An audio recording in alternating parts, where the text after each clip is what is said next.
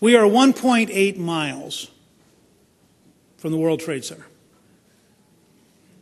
If on September 11th, instead of being 2 civilian airliners, it had been 1 nuclear weapon, virtually every building from here to there would have been destroyed. We just don't take this seriously.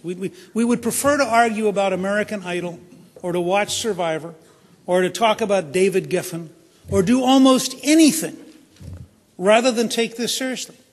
The North Koreans said last summer, we're going to fire missiles. We said to the North Koreans, it is unacceptable to fire missiles. So they picked our 4th of July to fire 7 missiles to say, we have such total contempt for you. And then it turned out we accepted it. Then they said, we're going to test a nuclear weapon.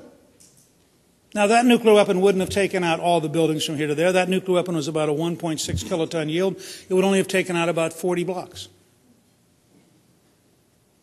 They set off the nuclear weapon after we said it was unacceptable. So now we've accepted it. The Iranians have told the United Nations they're going to build nuclear weapons and they're not going to make an agreement and they're not going to be inspected. They don't care what the sanctions are. That was as recently as last week. The Iranians 3 days ago fired a missile as the next step towards putting a satellite in space. And the result is we announced yesterday we're going to deal with the Iranians. In an earlier and simpler world, this was called appeasement.